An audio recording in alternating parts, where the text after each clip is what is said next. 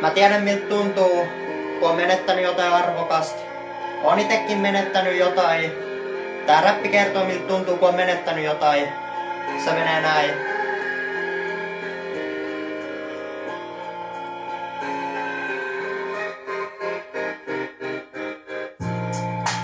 Istun nojatuolilla, mietin mitä tein täällä tänään. Väärin en saanut ajatuksi päähäni en mitään. Tatuointimerkki on mun tukenani aina.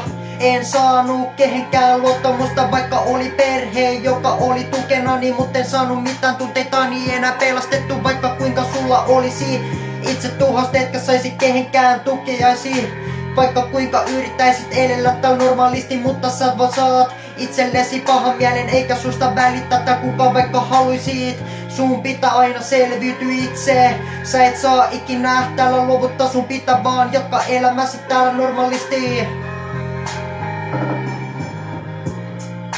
Mä muistan ton hetken miltä susta tuntui tänään. Sus tuntui tosi pahalta, etkä pysty ajattelemaan mitään järkevästi. Vaikka kuinka elelisit elämäsi normaalisti, vaikka kuinka saisit kavereita täällä. Et saa ikin luovuttaa, et saa satuttaa enää itseäsi, vaikka sulla mieli se tekisi. Et saa ikinä satuttaa itseäsi muita, et ketäkään täällä. Sun pitää elellä täällä normaalisti, että sulla olisi joku ihminen tukenasi. Sä et saa ikinä täällä menettää sitä tosiasiaa, mitä oli elämässä.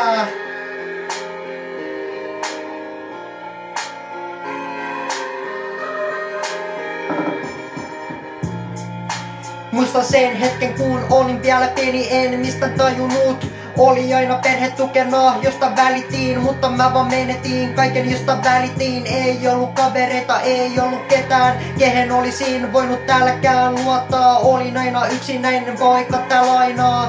En saanut kehenkään tukeutua, vaikka kuinka olisin siihen halunnut. Elämä on elämisen arvosta jo aina.